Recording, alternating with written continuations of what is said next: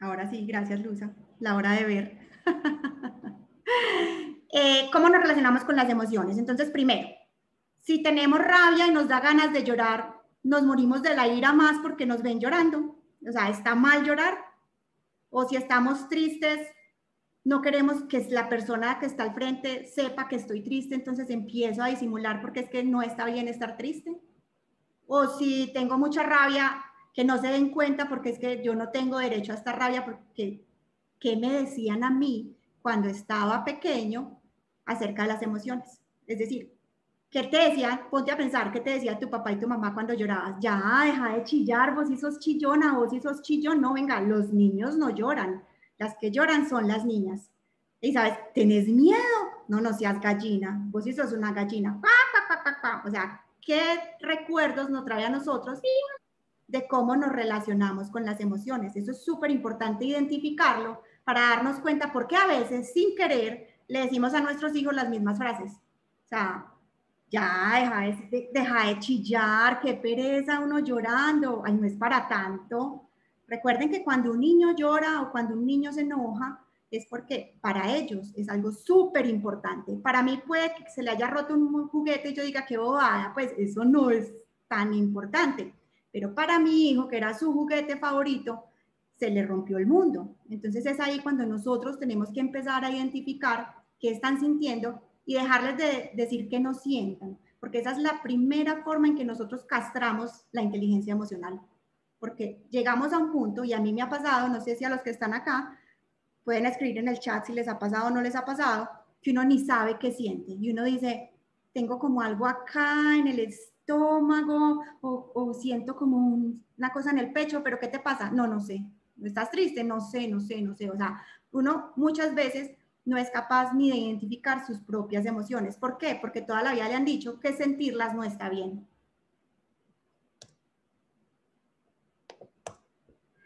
Y acá, esto es una cosa que yo les quiero dejar, que estamos muy acostumbrados a decir que hay emociones positivas y hay emociones negativas. Y resulta que no hay emociones positivas o negativas. Como les dije, las emociones son necesarias. Para la evolución han sido necesarias desde siempre. O sea, si una persona se encontraba con un dinosaurio, pues tenía que correr, ¿cierto? Sin pensar, tenía que tener miedo para poder, o si peleaba con alguien, tenía que tener ira y empuñar sus brazos, que es como lo que hacemos cuando tenemos rabia, porque tengo que pelear. O sea, han sido adaptativas toda la vida. Entonces, eso de decir que hay emociones buenas o emociones malas, es más bien que hay emociones que me hacen sentir bien, que son agradables en mi cuerpo, como la alegría. Hay unas emociones básicas que son la alegría, la tristeza, la sorpresa, el asco, el miedo. ¿Se dan cuenta? O sea, casi todas son desagradables para el cuerpo, las que siempre hemos llamado en la vida como emociones primarias.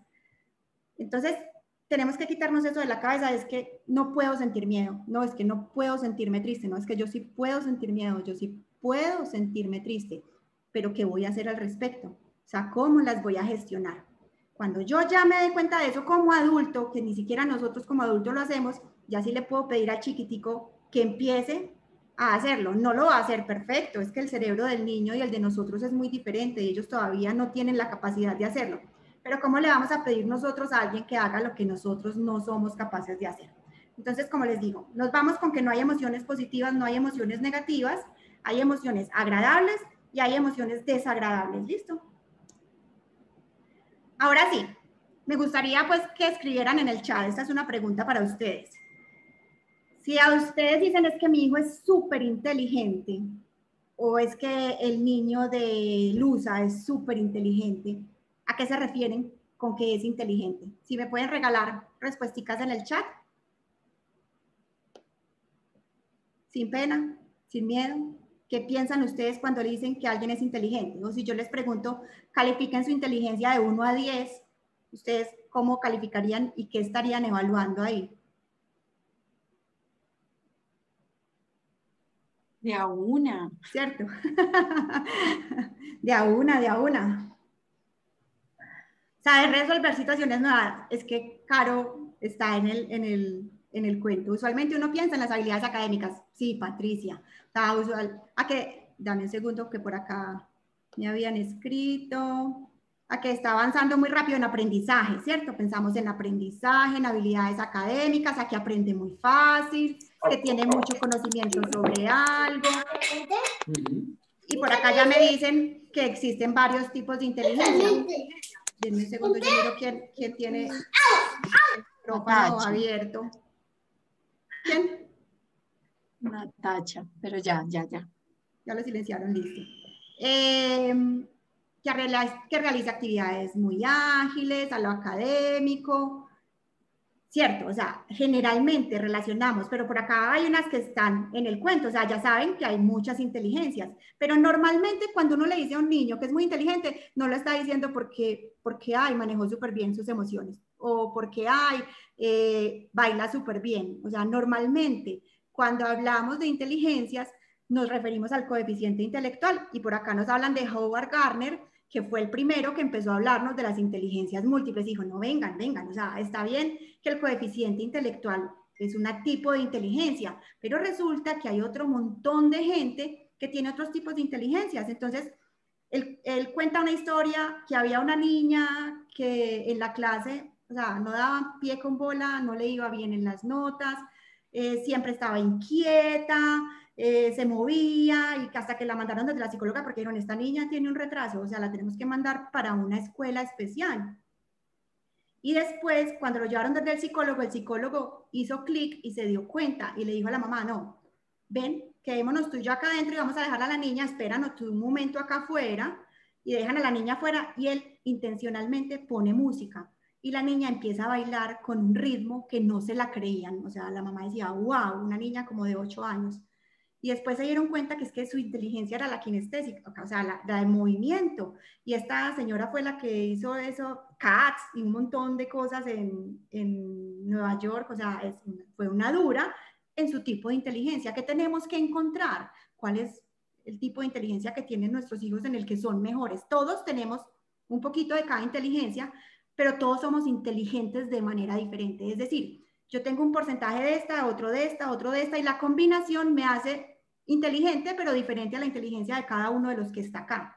Entonces, nuestra inteligencia es ver en nuestros niños qué es realmente lo que los apasiona. O sea, no dejemos nunca que alguien diga que es que mi hijo es menos inteligente porque no le va bien en matemáticas o en lenguaje, que es en lo que estamos acostumbrados a hablar la inteligencia, y en lo que muchas veces todavía en los colegios nos centramos para medir inteligencia. Y es lo que nos miden. Cuando salimos del colegio, nos hacen las pruebas a ver y nos miden únicamente inteligencia académica. Y pasamos a la universidad y nos miden inteligencia académica todo el tiempo. Pero hay muchas personas que son exitosas porque han sido capaces de encontrar otros tipos de inteligencia que los apasionan. Entonces, a eso voy. Dentro de las inteligencias que nos habla Howard Gardner, que nos habla de la inteligencia, la interpersonal, la intrapersonal, la kinestésica, o sea, todo ese tipo de inteligencias, dentro de esas inteligencias en la inter e intrapersonal entraría la inteligencia emocional, que es lo que nos trae en este momento. Resulta que la inteligencia emocional, o sea, está demostrado que el 20% del éxito de las personas está dado por el coeficiente intelectual. Es decir, es importante, pero dos personas que tengan el mismo coeficiente intelectual no van a triunfar de la misma manera en la vida, ni van a ser igual de felices, ni van a manejar las situaciones de la misma manera, sino que el otro 80% son un montón de cosas, entre ellas, qué tan inteligente emocionalmente soy. Entonces, por eso es súper importante que cambiemos el paradigma, y ojalá los colegios lograran cambiar esta educación que viene desde la era industrial, donde solo nos importa meter información y no nos importa, o sea, debería haber en todos los colegios clase de inteligencia emocional, o sea, educación emocional, porque realmente lo que nos va a decir qué tan exitosos vamos a ser en la vida. Entonces, ese otro 80% es muy importante y es lo que estamos haciendo acá, y es lo que nos pone tan felices de que ustedes estén acá, porque estamos tratando de cambiar el mundo. Es que cambiar el mundo no es cambiar a todo el mundo. Podemos cambiar el mundo de nuestros chiquitos y el mundo de los que están alrededor, y así con pequeños pasos cambiamos el mundo. Mi mundo cambia. O sea, cuando yo soy inteligente emocional, mi mundo cambia y mi perspectiva cambia por completo. Entonces, ahora, ¿cómo sé yo? Listo, sí, la inteligencia emocional, eso no se mide en números como el coeficiente intelectual. Binet, que fue el que desarrolló la prueba de coeficiente intelectual, alguna vez dijo que era imposible que nosotros dijéramos que el coeficiente intelectual era un número y que eso nos medía. O sea, él decía, el coeficiente intelectual puede cambiar, con trabajo puede cambiar. Que si viene dado mucho por la genética, sí, o sea, yo vengo pues con una carga genética, pero el ambiente que a mí me rodea puede cambiar tanto mi coeficiente intelectual y mucho más mi inteligencia emocional. Entonces, por eso somos tan importantes nosotros como papás, como cuidadores, como docentes, porque nosotros tenemos la posibilidad de cambiar la posibilidad de éxito de nuestros hijos, de nuestros alumnos, de nuestros tíos, de nosotros mismos, de nuestros primos, perdón. Entonces, ¿cómo sé? Resulta que hay 5 competencias que dicen que uno debe tener si es inteligente emocional. Todos tenemos inteligencia emocional, pero en diferentes medidas. Mi inteligencia emocional hasta hace unos años era realmente -5, pues, o sea, más o menos yo estallaba por todo, rumiaba a los problemas, era, pues, o sea, no reconocía mis emociones y con el tiempo he venido trabajando en esto y yo les digo que la vida de uno y las que están alrededor cambia. Entonces, ¿qué es lo primero que tengo que hacer yo? Bueno, identificar mis emociones, ponerles nombre. Entonces, ahí es cuando yo le enseño a los niños que no es que, hola, ¿cómo estás? Bien, o sea, bien, ¿qué es bien? ¿Cierto? O sea, pongámosle nombre a eso que estoy sintiendo. Estoy feliz, estoy con rabia, estoy triste, estoy enojado, estoy calmado. Y de ahí un montón, tengo celos porque ya vienen otro montón de emociones o sentimientos por encima que también, o sea, Vizquerra es un autor que tiene un diccionario y hay muchísimas formas de nombrar las emociones. Entre más amplio vocabulario emocional tengamos, más fácil va a ser decir lo que sentimos y identificarlo, ¿cierto? Entonces, lo primero es lo identifico. Lo segundo es, lo sé, este autor que es Salovey dice controlar, yo diría más bien gestionar. Yo no tengo que controlar como si fuera pues un caballo brioso y yo lo controlo, no, yo lo gestiono, es decir, yo busco soluciones, busco qué puedo hacer con esto que estoy sintiendo para que, por ejemplo, una tristeza no se me convierta en una depresión, porque ahí ya es cuando viene el problema. La tristeza es perfecta. ¿Qué hace la tristeza? Hace que yo me recoja y que piense otras formas de hacer las cosas, ¿cierto? Y que mire a ver por dónde más me puedo ir, pero yo no me puedo quedar ahí. Entonces, eso es lo que tengo que aprender a hacer, a gestionar eso que estoy sintiendo. Entre identificar y gestionar, yo diría que yo tengo que aprender no solo a identificar, es nombrarlas, sino aprenderlas a reconocer cómo se manifiestan en mi cuerpo. Y eso es súper difícil para nosotros. Nosotros estamos muchas veces desconectados del cuerpo. Entonces, una de las amigas que compró el libro me decía, es increíble, mis sobrinas saben nombrar todas las emociones. Leyeron el libro y en un segundo se aprendieron los nombres de todos los muñequitos y qué emoción sentían. Pero cuando les pregunto cómo la sienten en el cuerpo, me dicen, no sé.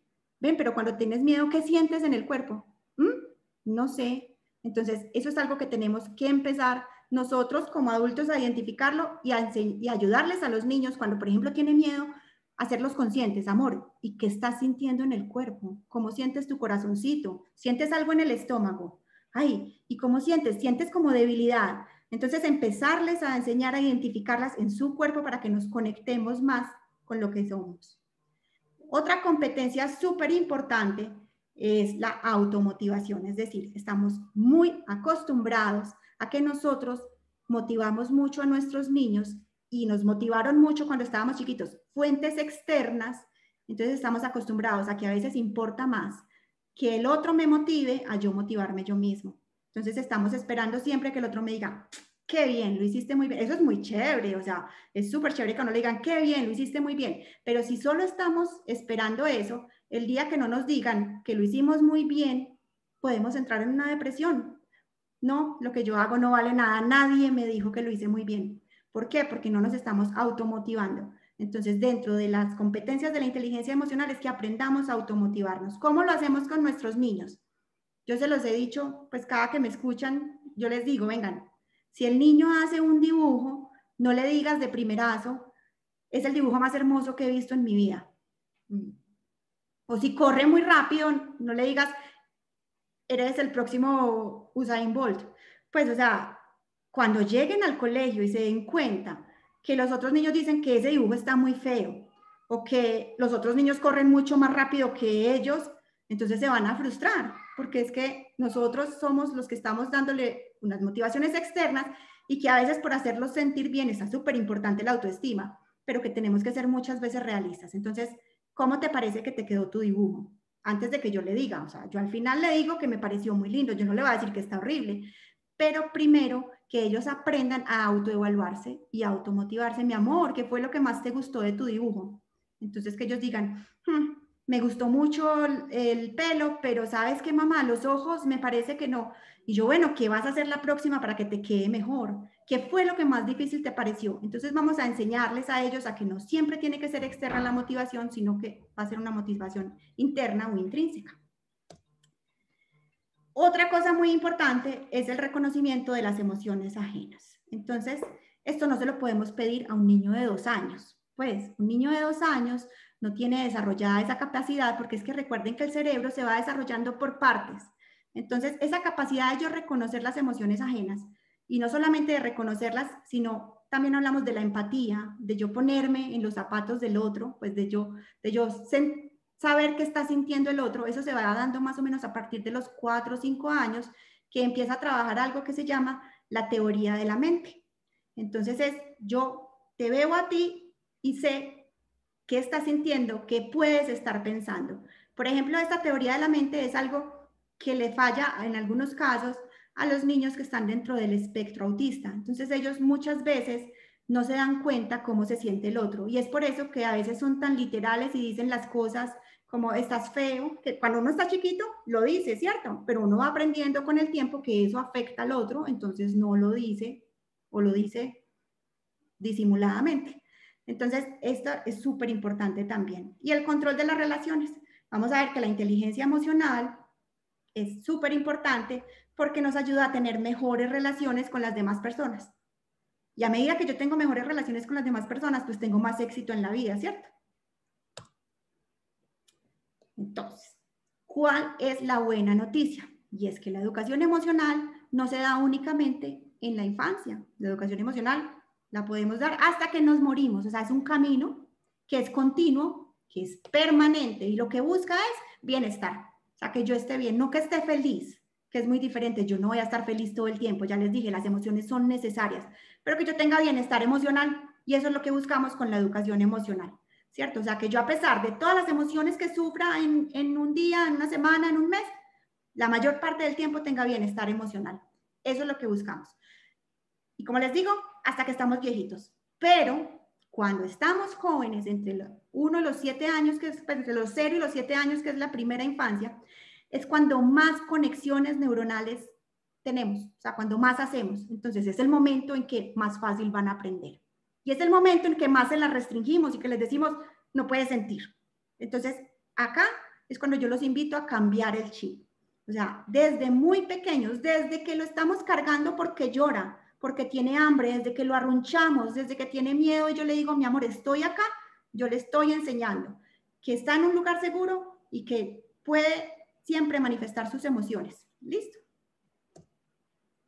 Ahora sí, ¿qué tiene que ver esto de inteligencia emocional con la crianza? Entonces yo quise poner esta foto, que es mi familia, y estamos como entrando en un bosque, porque para mí la crianza es un camino que uno no sabe qué se va a encontrar. O sea, el que me diga acá que tiene el libro donde le dicen exactamente cuál es la forma perfecta de educar a todos sus hijos, pues no estamos perdiendo el tiempo y lo ponemos a dar la charla acá, porque yo no lo he encontrado. Resulta que todos, absolutamente todos los niños son diferentes. Y resulta que todos nosotros somos diferentes. Y en todos los momentos de la vida estamos en situaciones diferentes y vamos a reaccionar diferente. O sea, yo puede que me sepa toda la teoría, pero hoy le grite a mi marido. Y digo, wow, o sea, ¿qué pasó acá? Entonces, esto es un camino en el que no sabemos qué nos vamos a encontrar, pero si tenemos inteligencia emocional, nosotros como papás o como adultos o como abuelos o como docentes, va a ser mucho más fácil el camino que vamos a recorrer. Por acá nos dicen que es muy común que se evalúen los dibujos como lindos en vez de reconocer el esfuerzo. Es súper importante. reconocemos el resultado en vez de reconocer el esfuerzo que hicimos por hacerlo, y así es en casi todo. O sea, a nosotros nos decían en ingeniería, bueno, si usted hizo la del procedimiento bien, pero al final puso el número que no era, se le cayó el puente, listo. O sea, sí, es verdad. Pero nosotros tenemos que aprender a reconocer el esfuerzo que se hizo para llegar a la respuesta. Entonces, dice, es más, en los colegios las profesoras constantemente dicen, qué lindo, y la verdad sería preguntar más sobre las decisiones que toman en cuanto a color, estilo. O sea, es súper importante, porque usaste estos colores. Qué chévere cómo combinaste este color con este color. Entonces, así no vamos a estar como diciéndole a los niños que es que tienen que hacer las cosas perfectas para que nosotros los aceptemos. No, es que esa no es la idea. A nosotros nos encanta lo que hagan, quede bonito o quede feo. Y eso es lo que le tenemos que empezar a decir desde que están muy pequeños. Luza. Sí, estamos de acuerdo y de verdad este es un tema fascinante. Cada vez que te escucho como que aprendo un poquito más. Estaba aquí tomando atenta nota y, y ya lo hemos dicho en varias partes de la charla.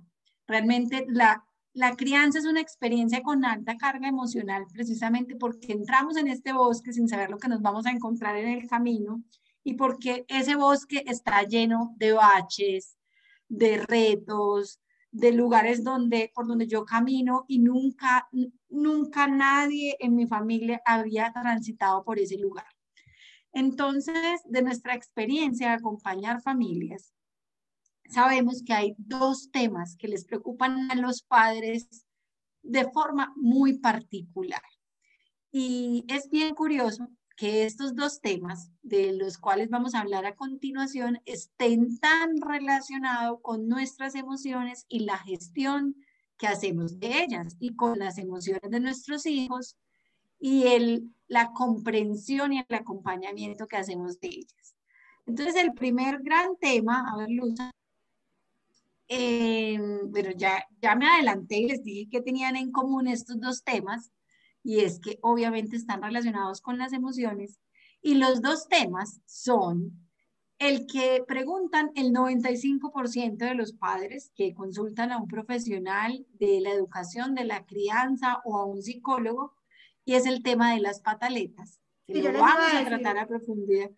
yo les iba a decir que es un tema que nadie conoce, o sea, que nadie acá lo ha vivido, que nadie acá lo ha visto, o sea, no nos ha pasado, pataletas no hemos hecho ni nos han hecho, o sea, eso no es para nosotros, ¿cierto? No. Todos hemos sufrido eso. Les decimos pataletas, les decimos rabietas. Cuando estamos un poco más formados en el tema, pues entonces hablamos de las explosiones Emociones emocionales, emocionales. pero, pero lo que está realmente comprobado es que es un tema que nos cuesta mucho gestionar como padres y que lo que preferiríamos, así como estaba diciendo Luza, cuando entramos en el bosque, es que alguien nos diera una varita mágica y nos dijera exactamente qué es eso que nosotros tenemos que hacer para que nuestro hijo jamás se comporte de esta manera. ¿Vale? Pero ese es el tema que ya Luza en un ratico les va a explicar. Pero hay un segundo tema, o tú lo vas a hablar de una vez, si es No, primero dale, pataletas. dale, Luisa. No, dale tú. Entonces Luza nos va a contar qué es eso de las pataletas y por qué ella está preguntando pataletas. A ver, Luza, ¿por qué pones en duda la pataleta? No, nunca me ha pasado. Bueno, vamos a hablar un poquito de las pataletas. Lo primero es que yo creo que ya muchos sabemos que las pataletas son un estado que es normal y que comienzan los niños más o menos a los 2 años, ¿cierto? O sea, a los 2 años que mucha gente le dice los terribles dos, es cuando empiezan los niños a tratar de ser independientes y a tratar de gestión, pues de manifestar sus emociones, pero no saben cómo. Y les voy a explicar un poquito cómo funciona el cerebro, así como tratar de explicarlo con papas y yucas para que entendamos un poquito qué es lo que pasa cuando los niños no son capaces y tienen esas explosiones emocionales. Entonces, resulta que el cerebro, nosotros tenemos un montón de información que nos llega a través de los sentidos, ¿cierto? De diferentes sentidos. Y esa información tiene un camino que es una vía larga, pavimentada, muy chévere, que va desde, entra por los ojos, por decir algo, va al tálamo, eso me llega a la corteza, ya pues acá atrás, en el occipital, donde está la corteza visual, y eso me manda una información y después yo tomo la decisión de qué hago, qué no hago, y si tiene una carga emocional va a la amígdala y la amígdala me dice, corre, ¿cierto? Esa en una situación normal. Esa es una vía pavimentada, pero resulta que hay otra vía que va directamente del tálamo a la amígdala, es decir, no pasa por donde pensamos, sino que simplemente va derechito y la amígdala dice, paren todos que acá mando yo. O sea, generalmente manda mi prefrontal, ¿cierto? Que es el que toma decisiones, el que analiza. Pero en estos casos en que yo siento que hay como un peligro inminente, hay una parte de nuestro cerebro que se llama amígdala. Y esa amígdala es donde se está depositado el clima emocional de las situaciones. Es decir, les voy a poner un ejemplo. Supongamos que ustedes tienen una señora y dicen, yo le caigo re mal a esa señora, nunca me saluda, ¿cierto? Entonces, listo, no me saluda porque le caigo re mal. Entonces, cuando yo la veo, yo tengo una memoria que está por allá en el hipocampo y yo digo, esa señora la conozco y mi amígdala le pone el clima emocional y dice, pero no la voy a saludar porque yo no le caigo bien, ¿cierto? Pero resulta que un día esa señora llega súper feliz a saludarme. Hola, Luza, ¿cómo estás? Entonces ya ustedes cuando les pase eso pueden decir, a esta le está fallando la amígdala. O sea, se le olvidó el clima emocional que tiene con mi encuentro, porque me saludó como si me amara. Entonces, eso es lo que hace la amígdala. La amígdala deposita como ese clima emocional de los recuerdos, pero además es un vigía, es decir, es una alarma. Entonces, supongamos la siguiente situación que a mí me pasaba cuando estaba recién entrada a la universidad chiquita. O sea, cuando salí del colegio, mi papá me regaló un carro que tenía una de esas alarmas que se disparaban por todo. O sea, pasaba un pajarito y se disparaba. Entonces, eso era como un secuestro emocional, ¿cierto? O sea, a ella no le importaba si era peligroso o no era peligroso. O sea, cuando yo salía de clase, el carro que había estado sonando toda la clase era mi carro, porque la alarma no se daba cuenta si el peligro era real o no. Eso pasa cuando hay un secuestro emocional. Cuando hay una situación que me desborda emocionalmente, la amígdala dice, acá mando yo, y hace que grite, hace que corra, hace que reaccione mucho más rápido. O sea, no me lleva la información al neocórtex porque no hay tiempo. Y era lo que pasaba cuando, por ejemplo, supongan que uno se encuentra con un león y uno no se va a parar a pensar, ¿será que corro? ¿Será que no corro? ¿Será que es bravo? ¿Será que no es bravo? O sea, uno simplemente corre. Ahí está actuando un secuestro emocional. No me importa si es bravo, si no es bravo, pero mi supervivencia está en juego. Entonces, cuando los niños están chiquitos, este cerebro, este neocórtex, este cerebro prefrontal, no está funcionando. O sea, ellos todavía no lo tienen bien desarrollado. Eso se demora más o menos hasta los 25 años. Entonces, imagínense yo pedirle a un niño de 2, 3, 4, 5 años que, por favor, analiza la situación antes de reaccionar con un grito. O sea, ellos simplemente tienen su amígdala trabajando al 100 y es la jefe la mayoría del tiempo. O sea, ellos simplemente tienen esas explosiones emocionales porque no saben cómo más reaccionar y no tienen la capacidad de pensarlo, ¿cierto? Entonces, en ese caso, nosotros no podemos pedirle a un niño que está en un desbordamiento emocional, sentémonos a razonar, porque realmente en ese momento nuestro cerebro racional, incluso piénselo como adulto, cuando usted está muerto de la rabia, uno no se puede sentar a razonar, o sea, uno tiene que esperar, calmarse un poco, otra vez que la amígdala le dé un poquito de paso a esta parte prefrontal y decir, bueno, ahora sí hablemos. Entonces eso mismo pasa con los niños. Como papás, a veces creemos que los niños son capaces de manejar esas situaciones. ¿Qué es lo primero que nosotros tenemos que entender como papás? Es que nosotros somos los reguladores externos de nuestros niños. Como no tienen esta parte interna desarrollada, yo soy el que tengo que estar calmado cuando mi hijo está enojado. Pero ¿qué hacemos nosotros cuando se enoja? O sea, ¿qué hacemos generalmente? Yo sé que mucha gente acá seguramente ha hecho un trabajo y ya respira y trata de no enojarse, pero lo que hacemos instintivamente es, ¡ya, cállate! Con un grito, ¿cierto? Entonces, lo que estamos haciendo es empeorar. Hay algo que se llama las neuronas espejo.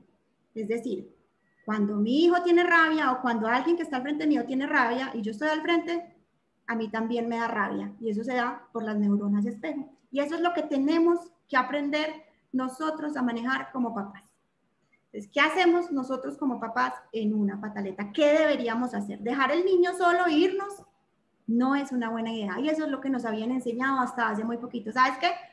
quédate ahí, cuando te calmes, hablamos. Y yo lo hice con mi hijo mayor. ¿Ya? Yo tengo que decir que yo a lo largo de los años he ido aprendiendo y que pesar mis hijos han sido los que han tenido que llevar ahí, pues los que han sufrido mi aprendizaje. Con el primero fui así, de malas, cuando te calmes hablamos.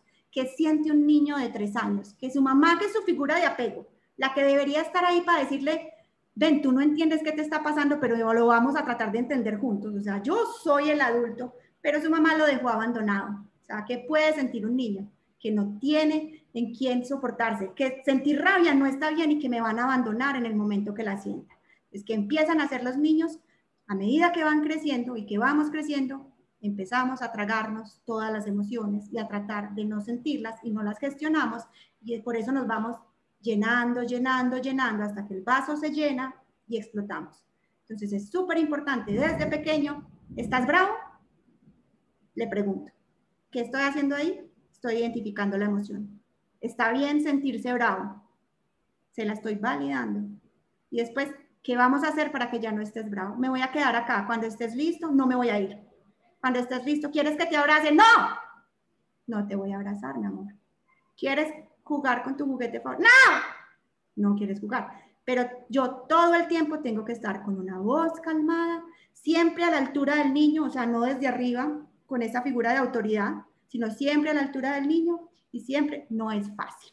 O sea, papás, mamás, seguramente vamos a gritar porque que lo hagan en la casa, uno dice, bueno, chévere. Cuando lo hacen en el supermercado y todo el mundo me está mirando y qué dirán, esta es la peor mamá, ya es un poquito más difícil uno sentarse y decir, mi amor, acá estoy contigo, ¿cierto? Uno lo quiere coger de la oreja y decirle, mi amor, estoy contigo, pero en la casa hablamos, ¿cierto? Entonces es aprender a que no importa quién nos esté mirando, o sea, que se nos tiene que quitar de la cabeza qué dirán. O sea, yo soy la mamá y yo tengo el deber de acompañar y ser ese regulador externo, que mis hijos no pueden serlo porque no tienen, o sea, físicamente no tienen desarrollado el lóbulo prefrontal, que es donde tenemos la capacidad de nosotros mismos autorregularnos. Otra cosa que es muy importante, cuando tenemos rabia o cuando tenemos una explosión emocional, una tristeza horrible, ¿saben qué pasa? No somos capaces de aprender, no somos capaces de estar atentos.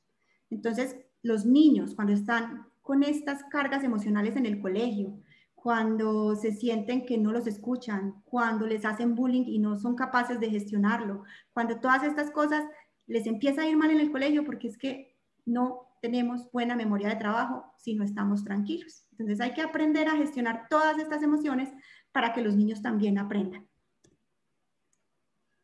Y ahora sí, Luza, vamos a hablar de las otras. Bueno, que básicamente también son como una especie de pataletas, pero son las pataletas que hacemos nosotros los padres. Uno de los grandes retos que tenemos, como pregúntale a cualquier mamá qué le gustaría mejorar en su crianza o a cualquier papá y dirá, quisiera tener más paciencia, es que por más que me esfuerzo siempre termino gritando. Ya les dije, no conozco la primera persona que diga me encanta la pelea, me encanta el conflicto, me encanta gritar, me encanta regañar y castigar a mis hijos, me encantan que me digan que soy una mala mamá o peor, sentirme una mala mamá y sentir esta culpa. Entonces, no queríamos dejar pasar por alto este tema de las reacciones emocionales automáticas, porque como decía Luza, pues más temprano en la charla, obviamente las emociones son adaptativas y tenemos que entender por qué es que no somos capaces de lograr mantener esta calma. Nosotros escuchamos a Luza diciendo, listo, cuando tu hijo haga pataleta, lo que debes hacer es estar calmado, las neuronas espejos. Yo creo que todos o muchas mamás que ya han estado en este camino han escuchado esto. Y entonces como que yo digo, listo, la próxima pataleta, eso voy a hacer. Me voy a poner a su nivel, voy a nombrar y a validar la emoción, le voy a preguntar si tiene rabia, qué necesita hacer para calmarse, pero eso no funciona así. ¿Por qué no funciona así? Porque tenemos unos mecanismos de defensa activos en nuestro cuerpo que tenemos que empezar a comprender. Me voy a explicar. El cerebro es el órgano que más grande y que más energía consume de nuestro cuerpo. Consume el 40% de nuestra energía vital. Entonces, como el cuerpo es una máquina maravillosa, entonces, ¿qué dice el cerebro? Pues yo tengo que ahorrar toda la energía posible. Entonces yo voy a construir unos caminos, es decir, niño que hace pataleta, la respuesta es mamá que grita. Obviamente lo estoy simplificando pues demasiado, pero básicamente es así. Y yo tengo que entender cuál es ese camino que yo estoy teniendo. Ese camino normalmente está alimentado por una creencia o un pensamiento que es inconsciente y que hace que yo me sienta de cierta manera y que reaccione de esta forma, digamos, de una forma automática. Entonces es como que yo digo, no lo puedo controlar. ¿Por qué no lo puedo controlar? Porque no lo estoy mirando. Cuando yo empiezo a observar cuál es mi reacción automática, cuál es la forma en que yo fui programado, y obviamente aquí les estamos dando unos pincelazos porque todos los temas que estamos hablando en esta masterclass son súper interesantes, son súper profundos y darían para una nueva clase y otra, pudiéramos yo creo que hacer algo súper extenso. Pero lo que es importante es empezar a cuestionarnos, bueno, la próxima vez que se me manifieste esta reacción automática, la próxima vez que yo reaccione de esta forma agresiva, y los papás sabemos, a veces así como le decimos a nuestros hijos no es nada, también luego nos decimos a nosotros mismos, no era para tanto mi reacción, no era para tanto yo gritarle a mi hijo, eso era una bobada y lo hubiera podido gestionar de otra manera.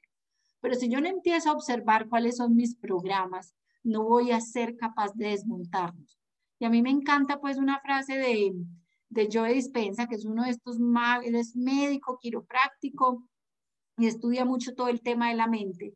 Y dice que cuando tú eres capaz de observar tus programas, pues ya no eres el programa, pero cuando tú estás ahí dejando que estas acciones y estas acciones de tu hijo desencadenen estas reacciones automáticas, sin tú tomar conciencia de lo que está pasando, te va a pasar lo mismo que le pasa a tu hijo cuando tiene una pataleta. Vas a estar en una situación que ni siquiera eres capaz de comprender. Entonces, esa es la invitación que hacemos a ponerle zoom a las emociones de nuestros hijos para comprenderlas y saber que muchas veces eso que nosotros catalogamos y etiquetamos de malo simplemente es un paso más en su desarrollo y que yo también, porque yo creo que a Luza le faltó una cosita que yo les voy a decir, es también empezar a reconocer en esas pataletas cuál es mi papel en ellas. Porque si nuestros hijos tienen este secuestro de la amígdala, es porque vienen así como uno dice, es que me colmó la paciencia, la gota que rebosó la copa. A nuestros hijos les pasa lo mismo. ¿Con qué? Con el malestar de no tener sus necesidades básicas satisfechas. Y no me estoy refiriendo ni a comida, ni a agua, ni a techo, ni a colegio, sino a un gran abanico de necesidades que tenemos como seres humanos, de los cuales los papás tenemos que formarnos y tener en cuenta, como por ejemplo para saber que mi hijo cuando no juega con niños de su misma edad se siente mal y eso genera un malestar emocional en él. Que mi hijo cuando no sale al aire libre por mucho tiempo se siente mal. Que a mi hijo necesita naturaleza, que necesita juego, que necesita de mi presencia, que necesita de muchas otras cosas que a veces los papás perdemos de vista.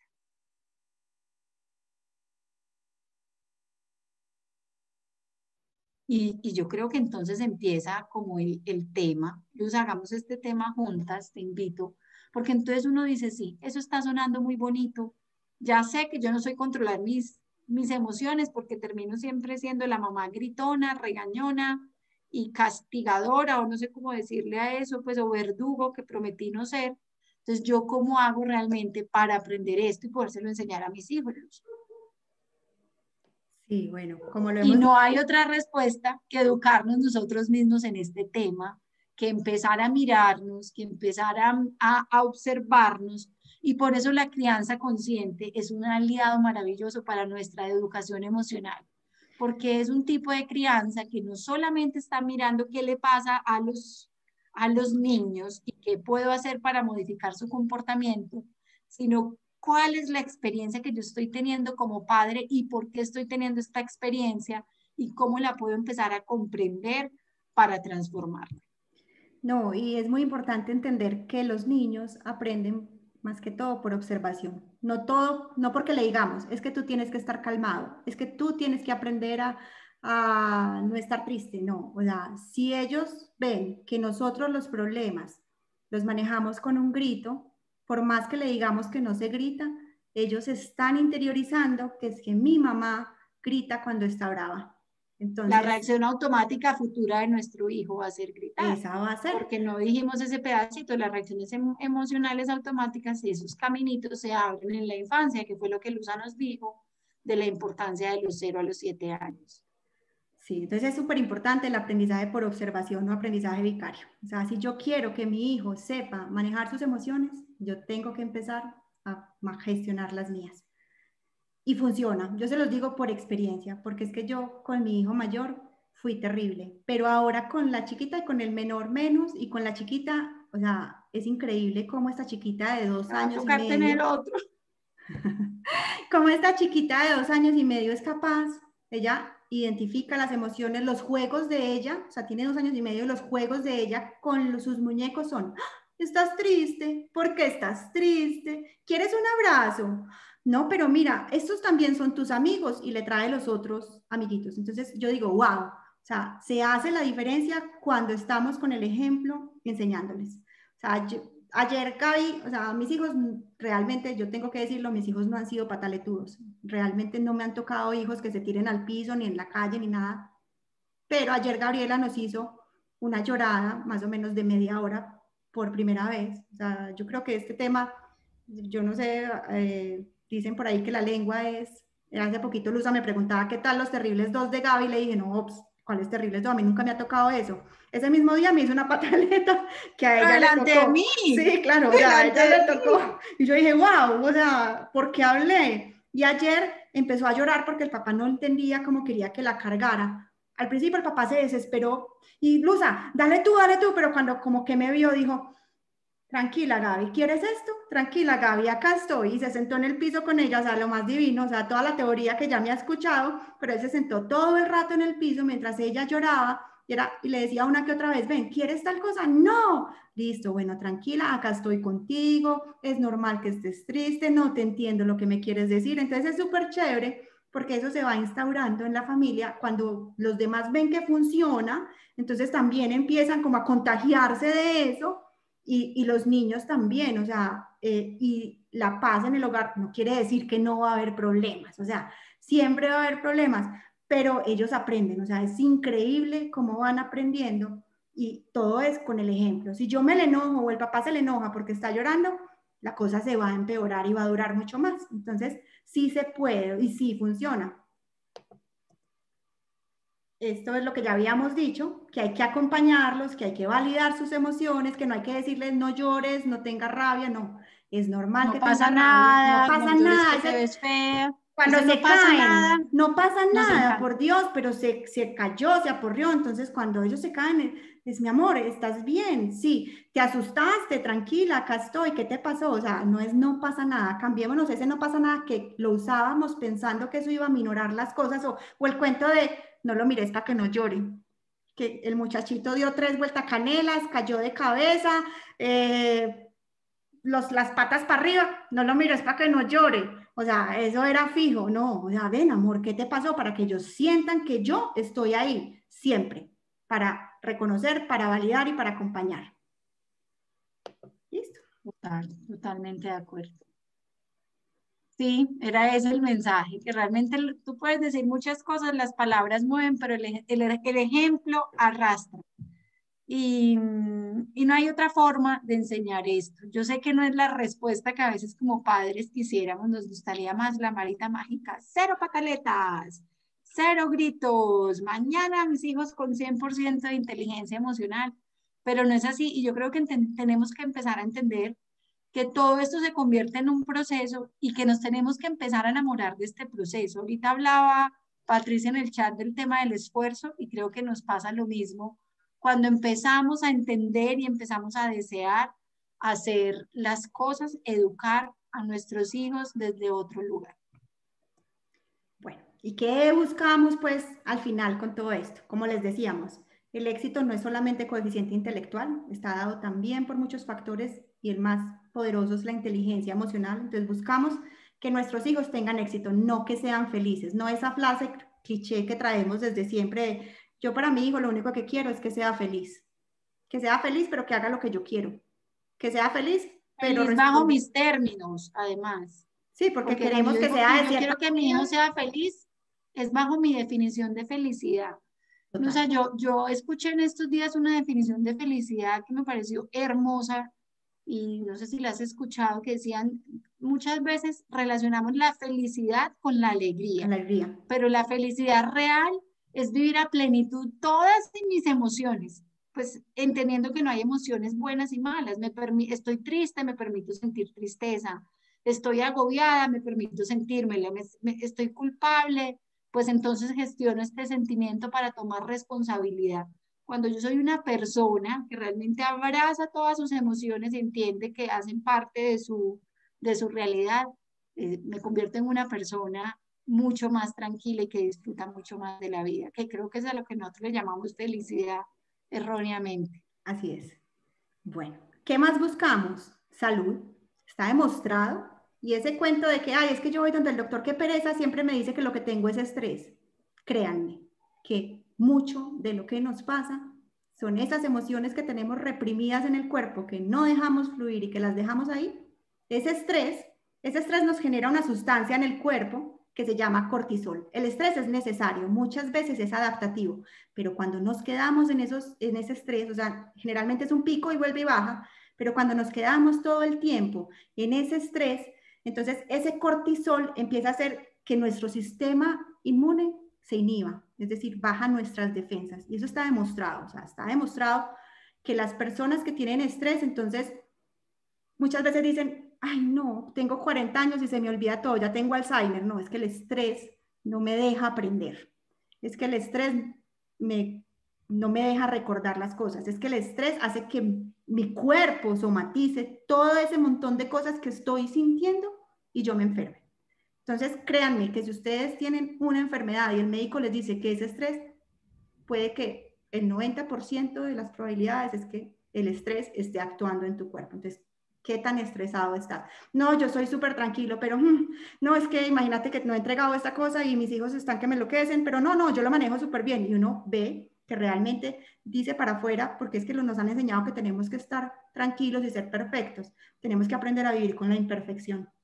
Entonces es súper importante reconocer que sí, me estresa, qué voy a hacer al respecto, qué técnicas puedo usar. Entonces aprender técnicas de relajación, súper importante. Hacer ejercicio, súper importante. Una buena alimentación. Meditar es maravilloso Meditar.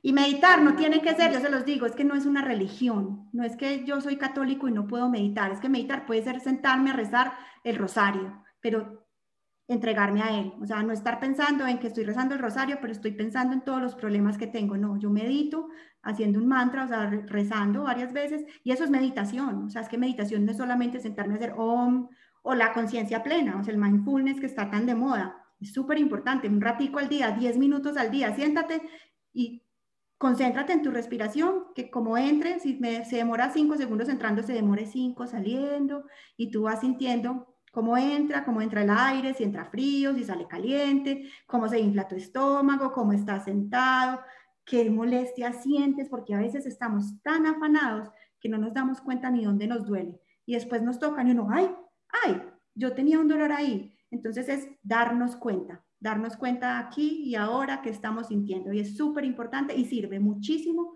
para nosotros tener ese bienestar y salud, porque en estos días oía una psiquiatra súper chévere, no me acuerdo el nombre, después se los diré, que decía que está demostrado también que los cromosomas de las personas que son más tranquilas y más calmadas tienen una partecita más larga que demuestra que son más saludables y van a vivir más tiempo, o sea, estar Los más telómeros. calma, los telómeros, gracias, Meditar alarga los telómeros y eso alarga está los medido telómeros. científicamente.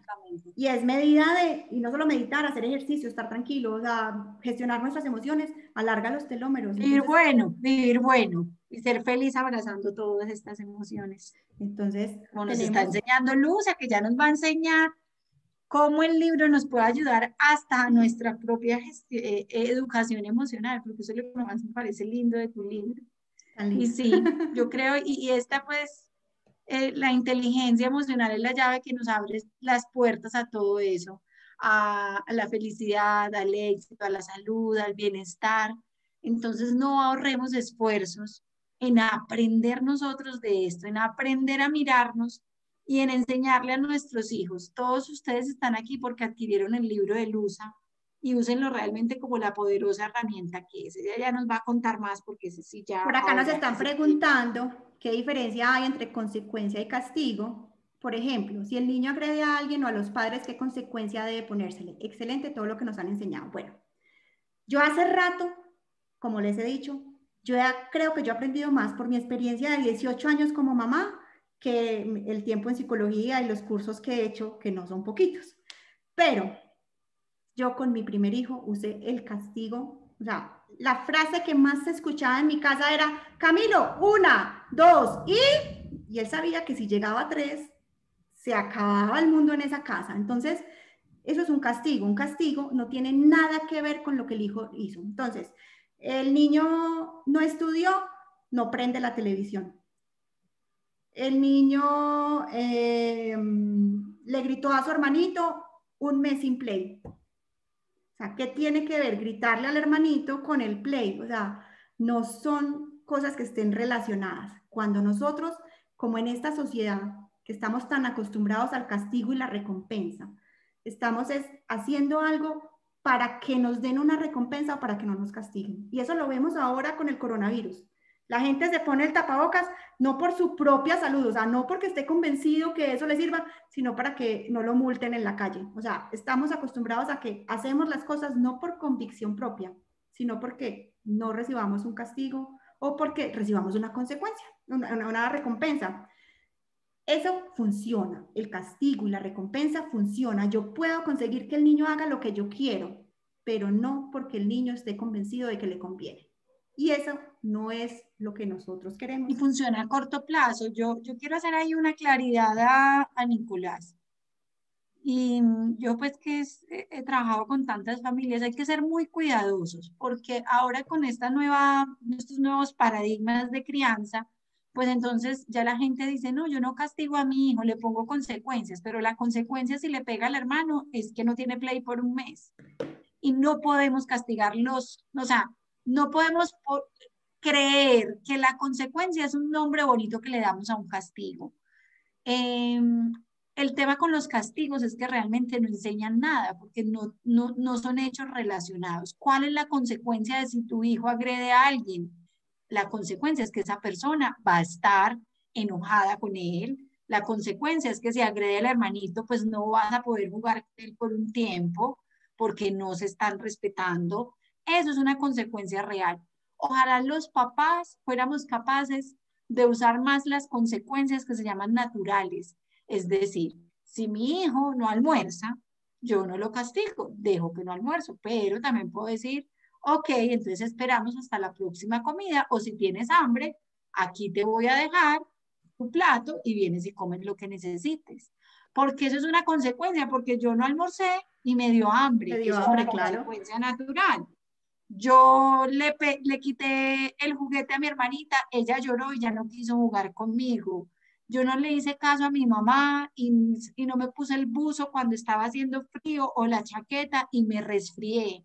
Entonces, en vez de estarle ahorrando las consecuencias a nuestros hijos, debemos estar ahí para recordarle y decirle, ay, te dio gripa, ¿te acuerdas que tienes hambre? ¿Recuerdas que no te quisiste, dijiste que estabas lleno? Para relacionarlo. Y que, exactamente. Obviamente no todas las cosas tienen una consecuencia natural, pero entonces ahí es donde entra otro tipo de consecuencia que se llama la consecuencia lógica, que es, justo ayer le hablaba con una mamá que estaba acompañando y yo le decía, esas consecuencias lógicas, tú no las pones cuando estás con el secuestro Emocional. amigdalar tuyo o con tu reacción emocional automática. Tú piensas cuando el muchachito hace tal cosa que la hace, digamos, frecuentemente, pues el niño no me escucha o no quiere hacer tal cosa. Bueno, ¿cuál va a ser la consecuencia relacionada con el acto que yo voy a imponer? Y cómo hay también coherencia en la casa respecto al tema de las consecuencias, no que yo pongo una consecuencia, mi esposo pone otra, y hoy puse una, pero mañana puse otra que nada que ver. Entonces por eso es importante hacer Antes como yo ese decir otra cambio. cosita de esas, vení, es que mírame la hermosura. Yo no, ay, vení, Patricia me apagó la cámara. Es que estaba Patricia con el hijo, lo más hermoso, Patricia. Está por ahí tu chiquitín, miren eso. O sea, que está feliz con los libros y él nos quería mostrar en la cámara qué tal la belleza. A ver, yo veo. Búsquela, porque es que, Ah, divino, póngale el micrófono al hijo de sí, que nos Patricia. cuente un momentico cómo le ha parecido. ¿Dónde está? Mira, él tiene una chimichurra, que es una almohada. Entonces, cuando preguntaron qué lo hace feliz, su chimichurra. No, sea hermoso. Me encanta. Y entonces, por ejemplo, cuando estás triste puedes ir a coger tu chimichurra, ¿cierto? Él coge la chimichurra cuando está triste, cuando está contento. Casi que todos los proyectos de él del colegio, él busca la manera de poner la chimichurra. Qué Ayer hermosa. hizo un árbol de Navidad con bolas de chimichurra, con rayas. Ayer Qué belleza. le mandaron para hacer un pesebre y el pesebre de pura chiripa salió una tela con rayas azules y blancas, pesebre de De chimichurra. chimichurra. Buenísimo, Yo, buenísimo. mi Ya sabemos de mamá qué va a ser la torta de cumpleaños. De chimichurra, ya ¿cierto? dijo, Ah, ¿qué bueno, quiere me chimichurra? encanta. Me encanta, muchas gracias. Divino, muy bien. Esos son niños que esa es nuestra forma de cambiar el mundo, ¿cierto, Luza? Así Te es, así es. felicitamos, Patricia. Qué chévere que estés Súper. haciendo el proyecto completo con tu chico. Yo les iba a hablar Y sobre mira, los te cuento una castigos. cosa. Pues sí. Ah, miren a la chimichurra, real. No. Ah, Ay, divina. y te cuento una cosa. Él solamente ha estado, le he leído el libro una vez, realmente. Y mientras ha estado hablando sobre los papás, dijo, ah, sí, cuando están bravos son tiburones. Cuando están de tal manera son tal cosa. Y solamente le leído una vez.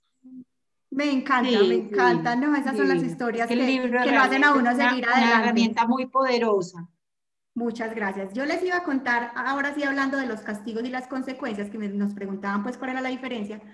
¿Por qué cuando son pequeños tenemos que buscar castigos? Pero pónganse a pensar en nosotros como adultos que estamos en el trabajo y el jefe nos coge con el celular y llega y nos diga, castigado, me tiene que entregar el celular esta semana. O sea, por Dios, o sea, eso no pasa en la vida real. O sea, en la vida real hay consecuencias naturales. Si yo no hago bien mi trabajo, a mí me pueden poner un memorándum o me pueden despedir, pero no me van a decir, no puedes ver televisión toda la semana o ese cuento de que tenemos que los niños, por ejemplo, se tienen que comer absolutamente toda la comida, pero nosotros sí tenemos derecho a decir, no, gracias, a mí las lentejas no me gustan. O sea, tenemos que aprender como a tratar de mirar en los niños cómo me gustaría a mí cuando era niña, porque nosotros tenemos ese niño interior a veces muy herido adentro, cómo me hubiera gustado a mí que mis papás manejaran esa situación. Sí, yo me equivoqué, ¿cierto? Pero que a mí no me dé miedo equivocarme, o sea, ay, Dios mío, sí, rayaste la pared, o sea, sí, me equivoqué, es un error, pero ¿qué aprendí de ese error, amor? Mira, rayaste la pared y eso es un error, eso no se hace, pero de los errores en esta casa aprendemos. Ahora sí vamos a hacer. ¿Qué aprendemos de este error? Y deberíamos hacer las conversaciones todo el tiempo. Está bien en que nos equivoquemos, pero ¿qué aprendemos nosotros en esta casa de los errores? Y cambiarían muchas cosas. Ese miedo a equivocarnos que tenemos incluso como adultos, pero es que nos tenemos que equivocar. Los errores no son buenos, no son buenos si no aprendemos de ellos. Es ahí la diferencia. O sea, los errores se vuelven en buenos cuando aprendemos de ellos. Enseñémosles desde chiquitos a aprender de sus errores y eso lo hacemos con acompañamiento. Entonces, sí, como pueden ver, Luz y yo no estamos de acuerdo ni con los castigos ni con las recompensas, estamos de acuerdo con las consecuencias naturales y les aseguro que funciona mucho mejor y los niños van a aprender a hacer las cosas no por miedo, sino por convicción. Bueno, y ahora sí, entremos un poquito en lo que es la herramienta en sí y cómo la deberíamos usar. Entonces les quiero contar un poquito. Los cuentos son cuentos de la vida cotidiana que le pasan a cualquier niño que está en el colegio.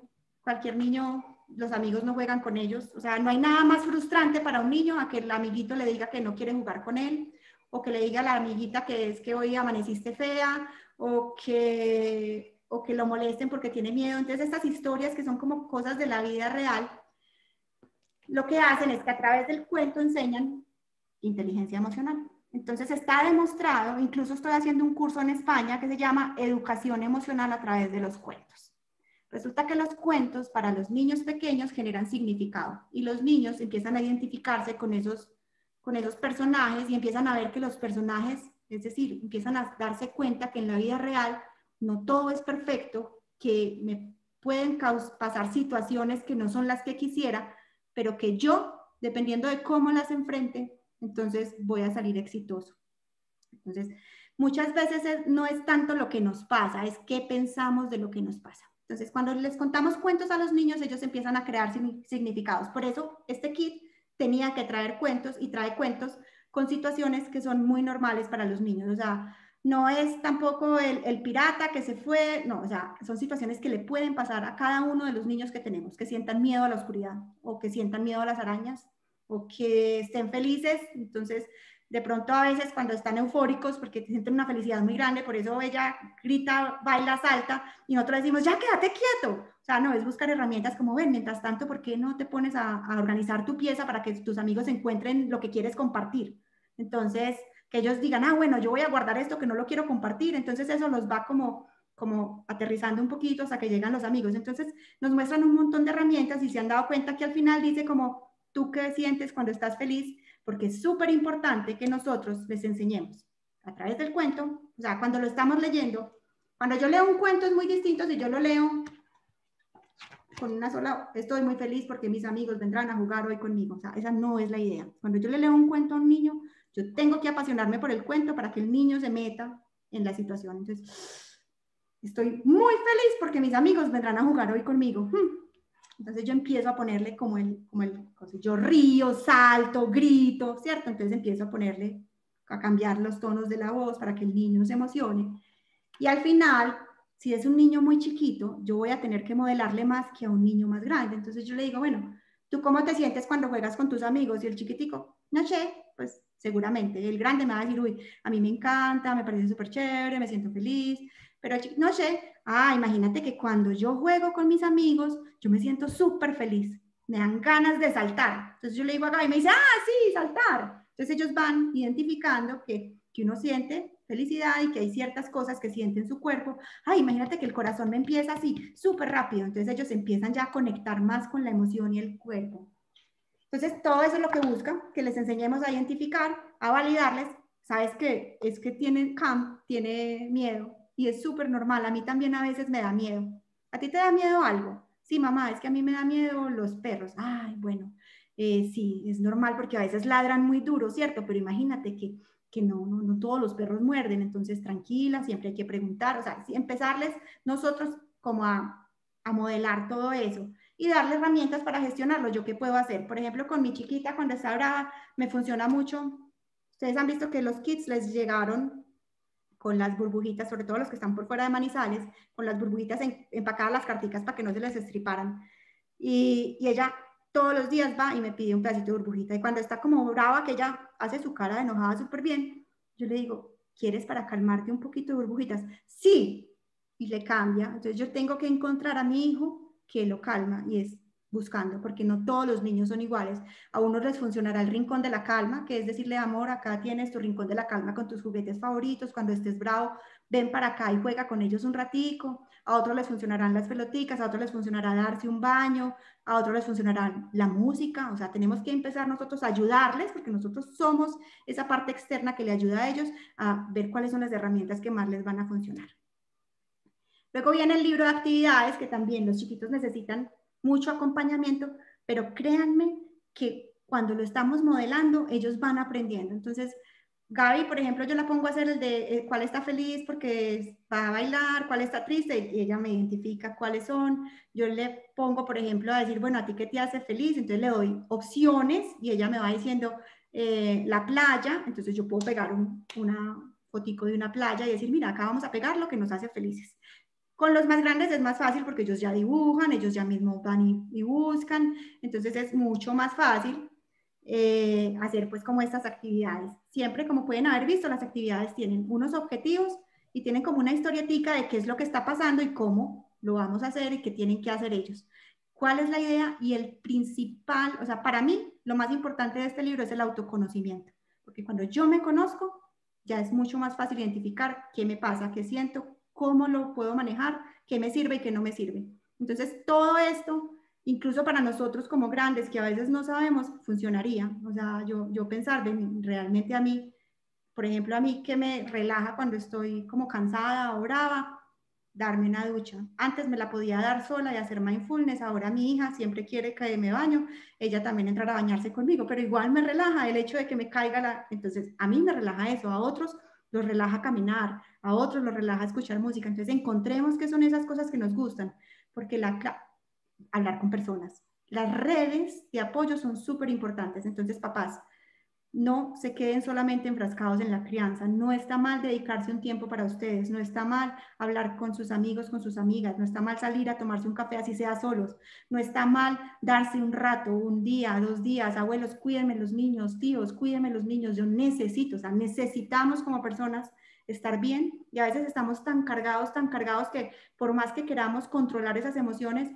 la rabia, por ejemplo, es una emoción que va en ascenso, entonces yo tengo un poquito de rabia, un poquito más y al final pasa cualquier bobada y exploto sabiendo que lo que pasó al principio había sido peor y no exploté, pero ya tengo unos acumulados. Como papás estamos cansados, pues es que la crianza es algo que es un trabajo de 24 horas y además de eso le sumamos esta pandemia, le sumamos estar encerrados en una casa ya casi un año, o sea, necesitamos espacio para nosotros. Entonces yo los invito a que como pareja o como persona saquen y busquen qué es realmente lo que les gusta y saquen un rato para ustedes, así sea 1 hora a la semana, pero un rato para estar pensando en cosas diferentes que no sea criar.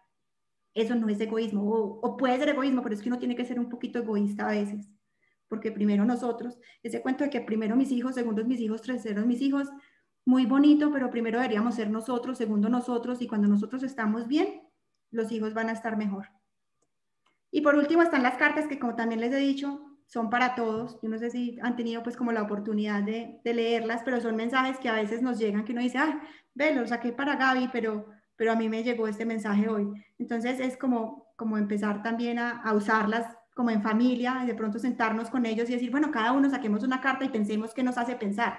Por ejemplo, cuando estés triste, haz algo que te guste, amor, cuando estás triste, ¿qué te gusta hacer? O a mí, entonces me salió a mí, yo la comento y ellos empiezan también como a asociar y aprender por observación. Ya hablamos demasiado, qué vergüenza, queremos darle las gracias, pero es el momento en que el turno de ustedes. Si quieren, levantan la mano y hablan para verlos. A mí sí me gusta más verlos y estar, yo voy a quitar ya esta pantalla. A mí estas charlas me parece muy chévere porque podemos estar de cualquier parte del mundo, pero a mí me hace falta el contacto y ver qué cara hizo el otro o qué pensó. Entonces, si podemos acá, podemos levantar la mano y pues decir en el chat yo quiero hablar. Y sería súper chévere que nos contaran cómo les ha ido con el libro, qué piensan de lo que vieron hoy, qué les gusta, qué preguntas tienen. Ya uno. No, Luza, realmente yo soy la fan número 1 del Mar de las Emociones. A mis hijas, que a pesar de que ya no están tan pequeñas, que ya tienen 6 y 8 años, les ha encantado y yo creo que es más como todo este mensaje de que como papás no solamente busquemos herramientas para nuestros hijos, sino también busquemos nosotros cómo estar en este proceso continuo de aprendizaje. Yo de verdad muy agradecida con que hayas tenido la fuerza y la determinación para sacar este proyecto a la luz y de verdad que me siento muy orgullosa. Muchas gracias por esta invitación. No, muchas gracias a todos ustedes, muchas gracias a los que han comprado el libro, a los que han creído en este proyecto. Pues, a mí me apasiona, yo digo, es mi cuarto hijo. Yo tengo 3, ¿cierto? Es mi cuarto hijo. y me encanta, o sea, es un tema que a mí de verdad me apasiona y que sé que me funciona. Entonces, por eso quiero compartirlo con mucha gente, porque yo sé que a mí me ha funcionado y les puede funcionar también. Bueno, aquí nos están diciendo cosas muy chéveres. Nos dice Lina que el libro es una herramienta muy valiosa para niños grandes, que nos felicita. Gracias, Lina. Stephanie dice, yo siendo mamá primeriza, aunque mi bebé apenas tiene 3 meses, es muy importante aprender todo esto con antelación. Y Stephanie, aplicar todo esto desde ya, así te parezca un poquito loco, es una buena idea, y saber que tenemos una tarea todos por delante y que mientras más rápido tengamos la fortuna de tener esta información, más valiosa se convierte. Felicitaciones, aprendiendo mucho. Gracias, Gloria. Patricia, muchas gracias. Mis hijos están felices y motivados con tu libro y las tarjetas Lusa. Nicolás nos dice espectacular, muchas gracias. Quería preguntarte cómo se puede aplicar todo esto cuando el niño no obedece ni hace caso a pesar de explicarle. Aquí nos toca abogar a las consecuencias que ya nos habías preguntado y recordar que nuestro papel es siempre estar poniendo límites, ser firmes y amables. Lo que pasa es que se nos dificulta mucho porque no tuvimos un modelo en nuestra propia infancia, pero es posible. A este es un camino. Les dijimos realmente de muchos temas, dimos como un abrebocas, son todos temas que, mejor dicho, pudiéramos hacer una conferencia completa de disciplina, de límites, de consecuencias, pero quédate con eso, que es No, y ¿sabes qué importante. más?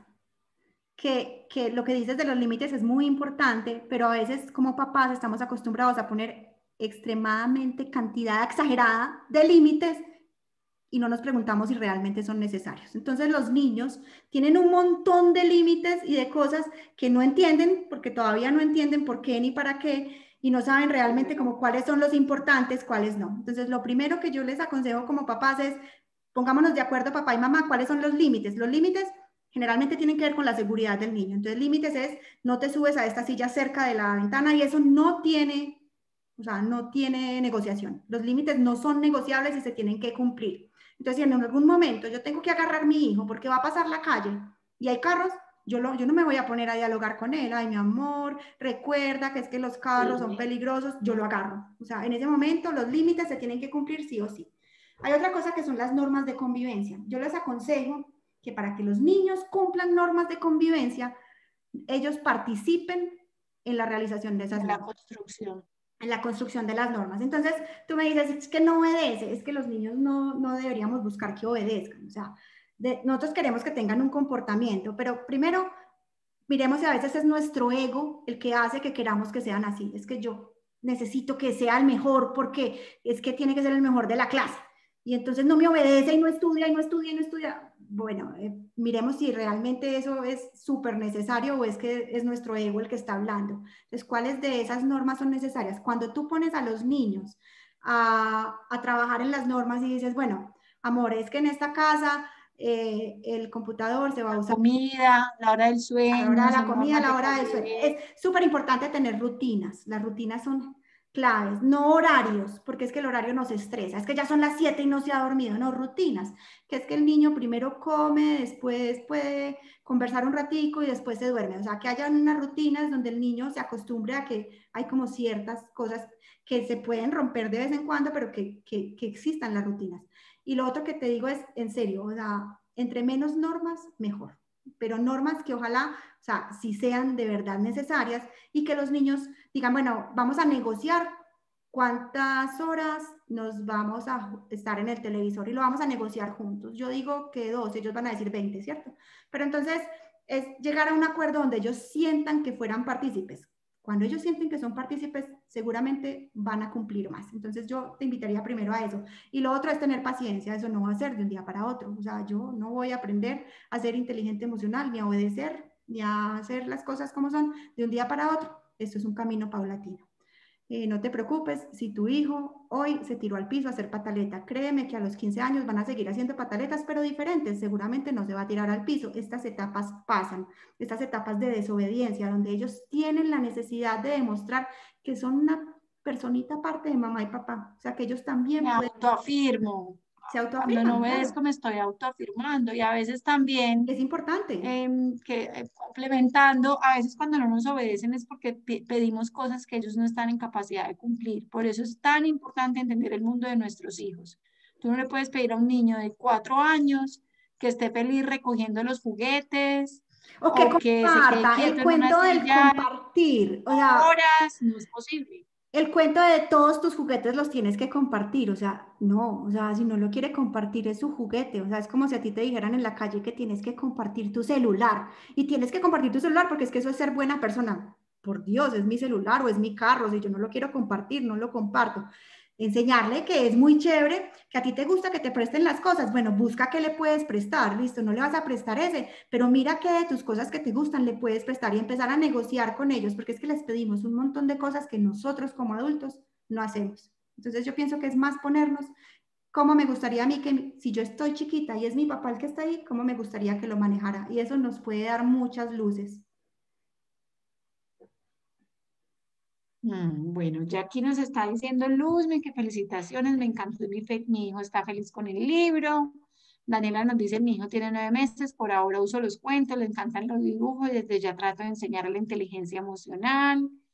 Mil gracias, es hermoso como a pesar de trabajar en uno mismo permanentemente, todos los espacios y herramientas que la vida nos ponen a través de como personas nos siguen nutriendo.